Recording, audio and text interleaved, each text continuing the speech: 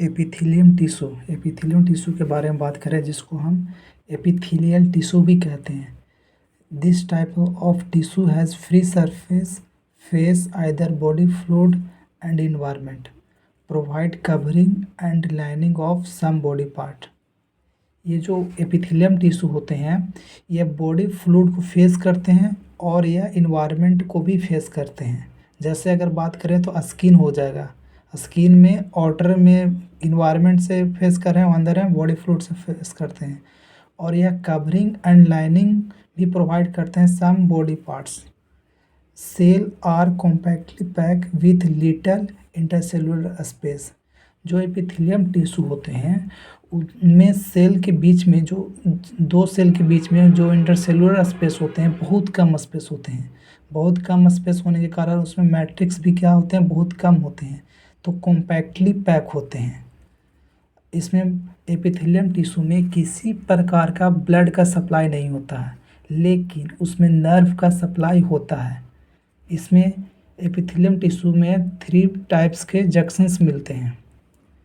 Origin अगर बात करें कि एपिथेलियम टिश्यू की ओरिजिन क्या होते हैं, तो इसमें तीनों प्रकार की ओरिजिन मिलेंगे। एक्टोडर्मल भी ओरिजिन मिलेंगे, मेसोडर्मल भी और एंडोडर्मल भी ओरिजिन मिलेंगे।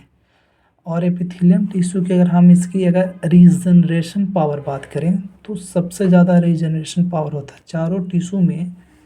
सबसे रीजनरेशन पावर अगर बात करें तो सबसे ज़्यादा रीजनरेशन पावर किसका होता है, तो एपिथेलियल टिश्यू को होता है। 10% ऑफ बॉडी वेट होता है।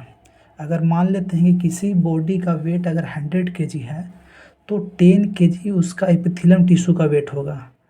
ठीक उसी प्रकार अगर 200 kg किसी इंसान की अगर बॉडी वेट है तो उसका 20 kg क्या होगा, एपिथेलियम टिश्यू होगा। फर्स्ट ओरिजिनेटेड टिश्यू होता है क्या, एपिथेलियम टिश्यू जो होता है फर्स्ट ओरिजिनेटेड टिश्यू होता है। फिर क्या होता है कि ये नर्व सप्लाई कहाँ से, एपिथेलियम टिश्यू जो नर्व सप्लाई जाता है यह कनेक्टिव टिश्यू जैसे जाता है। और कनेक्टिव टिश्यू और एपिथेलियम टिश्यू को सेपरेट करने वाला जो मेम्ब्रेन होता है उस मेम्ब्रेन को हम बेसमेंट मेम्ब्रेन बोलते हैं। बेसमेंट मेम्ब्रेन में कितने 2 पार्ट्स होते हैं, 2 लेयर होते हैं। एक होता है बेसल लैमिना जो एपिथेलियम टिश्यू से अटैच रहता है। और एक होता है फाइब्रस होता है जो कि कनेक्टिव टिश्यू को फेस करता है। फाइब्रस में एक कोलेजन फाइबर होगा और एक रेटिकुलर फाइबर होगा। और अगर हम बेसमेंट मेम्ब्रेन की बात करें तो बेसमेंट मेम्ब्रेन जो होता है वह नॉन लिविंग होता है और नॉन सेलुलर होता है, हाईली परमिएबल होता है एंड जो secret bye connective tissue and epithelium tissue. ये जो बेसमेंट मेम्ब्रेन होता है ये बेसमेंट मेम्ब्रेन किसके बीच में, एपिथेलियम टिश्यू और कनेक्टिव टिश्यू के बीच में है। तो इन दोनों कनेक्टिव टिश्यू और एपिथेलियम के टिश्यू के बीच सिक्रेशन से बेसमेंट मेम्ब्रेन का फॉर्मेशन होता है। अगर हम एपिथेलियम टिश्यू की बात करें तो एपिथेलियम टिश्यू जो होते हैं 2 प्रकार के होते हैं, एक सिंपल एपिथेलियम और एक कंपाउंड एपिथेलियम। सिंपल एपिथेलियम और कंपाउंड एपिथेलियम को हम किस बेस पर बात कर रहे हैं, किस आधार पर हम एपिथेलियम टिश्यू को 2 पार्ट्स में बांटें, तो on the basis of layer के बेसिस पर कितने लेयर हैं, इसमें एक लेयर है, एक से ज़्यादा लेयर है, उस बेस पर हम एपिथेलियम को क्या कर रहे हैं 2 पार्ट्स में बांट रहे हैं, एक सिंपल एपिथेलियम और एक कंपाउंड एपिथेलियम। सिंपल एपिथेलियम कहने का मतलब ये सिंगल लेयर होगा और कंपाउंड एपिथेलियम कहने का मतलब मोर देन 1 लेयर या फिर मल्टी लेयर्ड भी बोल सकते हैं इसको। ये जो सिंपल एपिथेलियम जो होता है यह सिक्रीशन एंड एब्जॉर्प्शन में हेल्प करता है। सिक्रेशन एंड एब्जॉर्प्शन में कौन हेल्प करता है, सिंपल एपिथेलियम।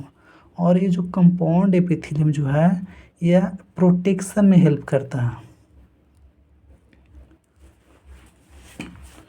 ठीक उसी प्रकार अगर हम एपिथेलियम टिश्यू को अगर हम सिंपल एपिथेलियम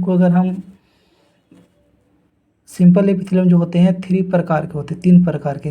किस बेस पर सिंपल एपिथेलियम की बात करें तो स्ट्रक्चरल मॉडिफिकेशन ऑफ सेल के स्ट्रक्चरल मॉडिफिकेशन के बेस पर सिंपल एपिथेलियम को 3 पार्ट्स में बांटा गया। फर्स्ट सिंगल ये स्क्यूमस एपिथेलियम जो कि भी क्या होगा, सिंपल एपिथेलियम का है, तो तीनों में सिंगल लेयर ही मिलेंगे।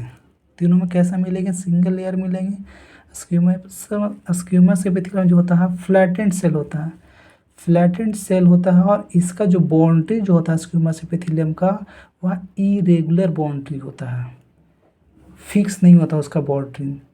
और यह स्क्यूमस एपिथेलियम कहाँ कहाँ मिलते हैं, तो वॉल ऑफ ब्लड वेसल में मिलेगा, एयर सैक ऑफ लंग्स में मिलेंगे, बोमेन्स कैप्सूल में मिलते हैं, और लूप ऑफ हेनले।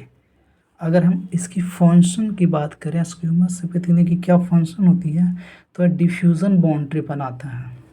ठीक उसी प्रकार अगर हम क्यूबॉइडल एपिथेलियम की बात करें, तो क्यूबॉइडल एपिथेलियम क्या होता है, ये सिंगल लेयर होते हैं, तीनों क्या होते हैं, सिंगल लेयर होते हैं। और क्यूबॉइडल से नाम से पता चल रहा है कि यह जो सेल होंगे वह क्यूब लाइक सेल होंगे। इसमें डक्ट कहाँ मिलेगा क्यूबॉइडल सेल, तो duct of glands, tubular part of nephron. और यह हेल्प किस में करते हैं क्यूबॉइडल सेल, तो सिक्रीशन एंड एब्जॉर्प्शन में हेल्प करेंगे। कोलुमनार एपिथेलियम की बात करें, तो कोलुमनार सिंपल एपिथेलियम, तो ये भी सिंगल लेयर्ड होंगे। और इसका जो सेल होता है columnar cell, columnar simple epithelium का सेल जो होता है यह टॉल होता है एंड सिलेंडर लाइक स्ट्रक्चर होता है।